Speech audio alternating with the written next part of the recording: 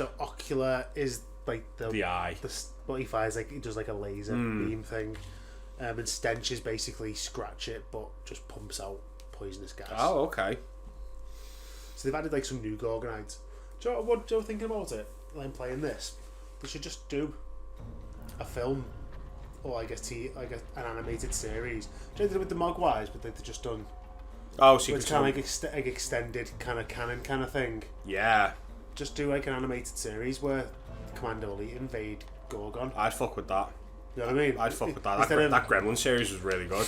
Oh, was actually good, yeah. Yeah. It really like does a deep dive into like Chinese mythology. Oh, sick. And like, you know, it's like what if Gremlins was directly influenced by Chinese mythology? Because in the first film, not so much the second one, but in the first one, there were definitely a lot of moments of intrigue as to where these things come from. Yeah. And I think the Secrets of the Mogwai series, I don't think it's groundbreaking, but I thought for the first bit of Gremlins content we've had in pretty much just over 30 years, it's really good. Because what's Joe Dante doing these days? He can't be doing much. He can't be doing much. Well, no, I'll tell you what he is doing. He's promoting multiverses when realistically he should be doing Small Soldiers. He's obviously was he part of the Mogwai series? Yes. Then... Him and Zach Gilligan. Oh, well, there you go then. Yeah, is it Zach Gilligan? The one who plays Billy? Is that his name? Zach Gilligan? Oh, yeah. Yeah, Hey, Billy! He had something to do with the series as well. I don't know if he was a voice in it or if he just worked on it, but yeah, like executive producer. Yeah, like Joe Dante, I think, helped write it. That's what I mean. Like, he should just do that with Small Soldiers. Okay, that's something I'm gonna have to destroy. Yeah, no, the Gremlin series was really good because it was like you had like this.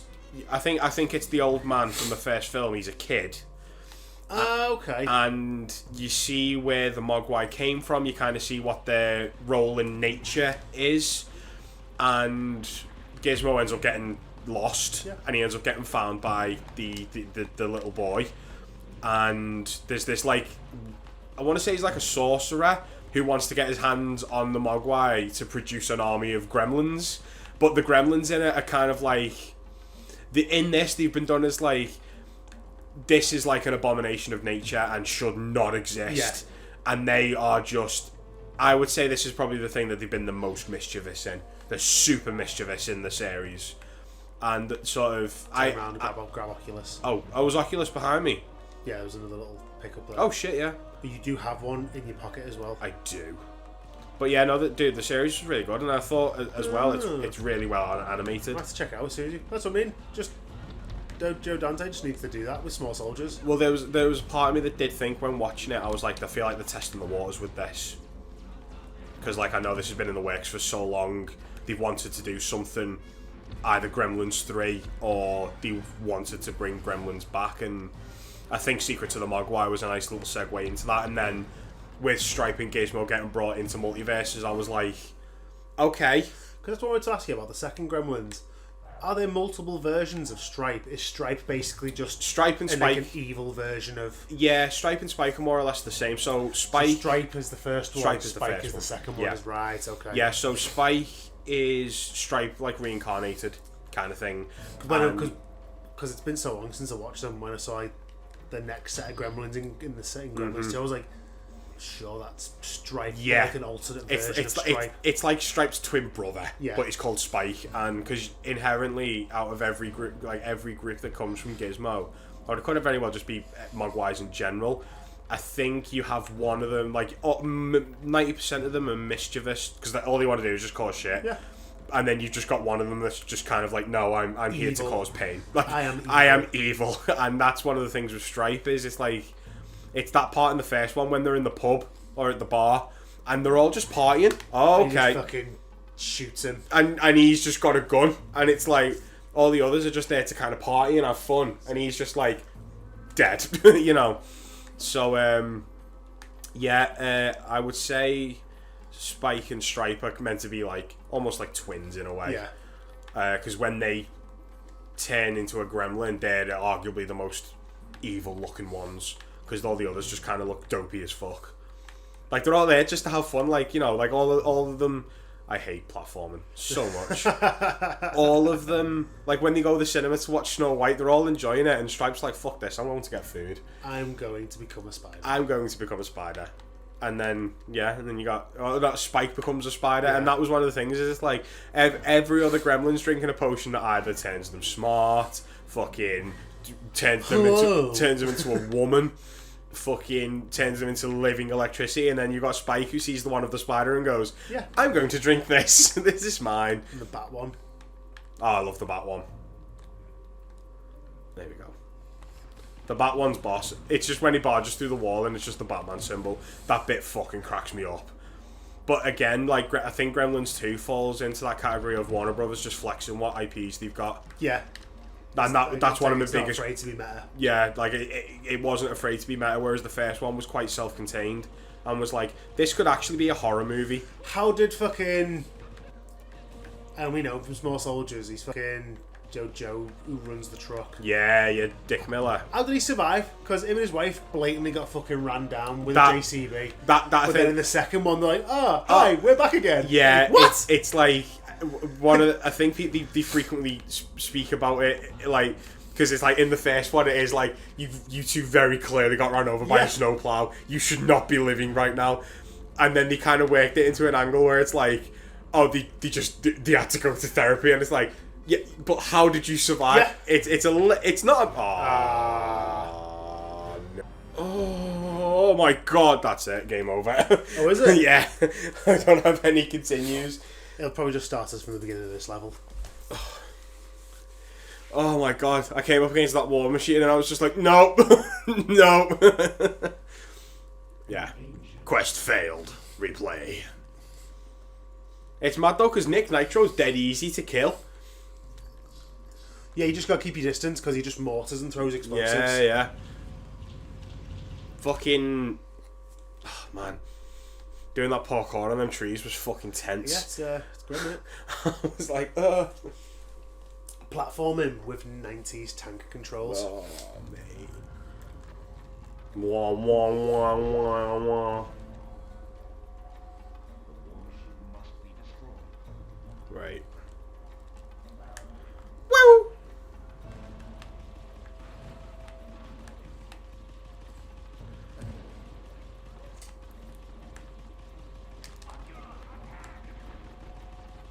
That's Ocular. Ocular, is it? What's... Laser, that's so cool. Right.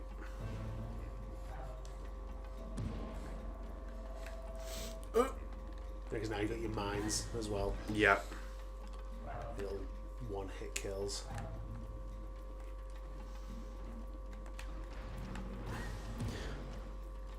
I ain't afraid of no Commando Elite. Oh yeah, dude. Fucking Godzilla and Kong. How fucking good does that look? It looks just so over the top. I've seen loads of people saying like Godzilla in this. You know, because obviously because it's the fucking the design of it. Everyone's like, is that female Godzilla? And it's like, no. I'm pretty certain they've already established isn't Godzilla the last one. Like, yeah, Godzilla's I think the last of his kind. Yeah. Yeah, the reason I asked about whether Kong had his arm broken in Godzilla vs. Kong, because I saw the gauntlet and I was like, oh shit, has he got to like wear that? Is that like some sort of brace? No, he gets his shoulder dislocated, doesn't he? Yeah. I thought it was his wrist or his arm, so I was like, right, okay, that's why he's wearing that. Maybe he needs it. Kong's looking a bit grey around the... I think he's looking more like a silverback. Yeah. But I think they've done it to kind of, because he's always been a bit of a browny kind of khaki tinge to him. Yeah. So I think they've made him look a bit more silverback because obviously the Scar King is super ginger. Yeah. Super ginger. Yeah. I'm looking forward to the Scar King. I don't think a Kong, other than Ghidorah, I don't think a MonsterVerse. Whoops. Ooh, them mortars. I don't think a MonsterVerse villain has had me quite excited like Scar King. Yeah, because the Mutos were only designed as kind of like a test in the water kind of thing. Yeah. So they didn't want to use any of Toho stuff because they didn't want to waste it. Yeah. So they created the Mutos as Godzilla can just fucking rail through these and it won't be a problem. Yeah. So is the Scar King pre-existing, or is it for... No, Scar King is one of Legendary's creations. Ah, right, okay. Scar King looks really cool. But I keep on thinking, like, oh, who are they going to get to voice him? But then I'm like, why am I thinking that? No one's going to voice this character. I'm like, oh, who could you get to voice the Scar King? But then I'm like, wait, no, that's not how... No, that's not how it's going to work. One of the things I keep seeing is at the end of the trailer when Godzilla and Kong are running with each other. Yeah. Everyone's like, oh, it looks dead weird because they're running. It looks like they're running too fast. But when you look at Godzilla's stride, they're not. The problem is that people are having is perspective. Mm-hmm. There's nothing human. There's nothing scaled to humans for you to acknowledge how big they are. Because they're in the Hollow Earth. I think that's creating a false sense of speed. Is this one going to take primarily place in the Hollow Earth, do you think? From what I've been reading, there's basically going to be entire sections, and Adam Wingard was like, there's like 8-minute sections where it's literally all CG. Like the whole world is just created. Suppose they got the money for it, do it, you know what I mean? It's like that's the thing, the budgets for the MonsterVerse films aren't anywhere near, because GVK cost less than 200 mil to make. Really? Yeah. That looks fucking good. Right. Actually, let me double check that so I'm not spitting wrong facts. Because I know, because like with the first Godzilla movie, Godzilla was only in it for what, 8 minutes? 11. Was it 11? Yeah, 11 minutes. So it's like, even though he's only in it for so long, it looks fucking impressive. But you have got to think, in the long run, that must cost a lot of money to make. Yeah. But what you got to think is, it's the same thing with the Transformers films. Is they have all these assets already built. Yeah. And it's just a simple case of implementing them. Yeah, and maybe upgrading the design here and there. Yeah. Like Kong looks almost exactly the same. No! Except he's a little bit buffer and he's a bit grey. Yeah. Yeah. I'm really looking forward to it. And I think for them to be able to go, oh yeah, there's like at least 8 minutes of a section where it's like Hollow Earth stuff. I'm quite happy with that. And like I say, Scar King's a character I'm really looking forward to seeing, because it's like, you've got to, I think, because you've already used Ghidorah, so I'm not saying Scar King's going to be bigger than Ghidorah, no, I don't think, no, but I think it's got to be like, how do we raise the stakes more? We've literally had a world-ending Titan, and then we had Mecha Godzilla, so it's like, where do we go from here? But I suppose now you can be like, well, let's dive into Kong's area. I think for at least the first half of the film is going to be very Kong-centric. Yeah.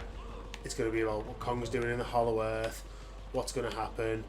I think they're going to stumble across the Scar King and be like, oh, this is new. Mm-hmm. Scar King's going to kick his head in. And then they're like, oh, where's Godzilla? Oh, he's just chilling under the ice, evolving. Yeah. Because that's what he does. That's what he does best. Godzilla literally procrastinates and gets the job done. Right. Oh my god, that thing fucking decimates you.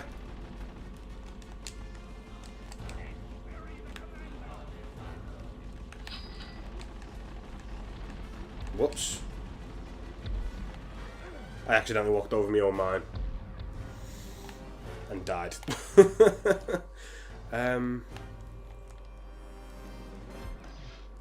Right.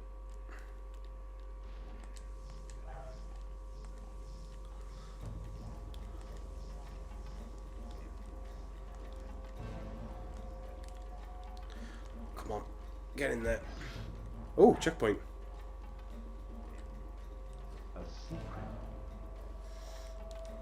Oh, there we go.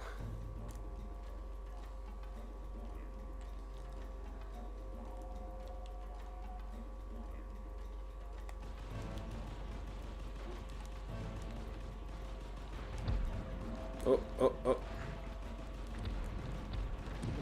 There we go, I get rid of them, I get rid of them. Oh, this is what I was looking for. Okay, so it was... GVK was only $160 million to make. Bloody hell. 120 million from Legendary and 40 million from Warner Brothers. Go ahead. That's cool. So this one's probably going to be the one with the most budget. Possibly. Cool. Right, we've destroyed that, so where do we go from here. Hey, Nick Nitro. Oh, that's where I go. Okay. Okay. Okay. Okay. There we go.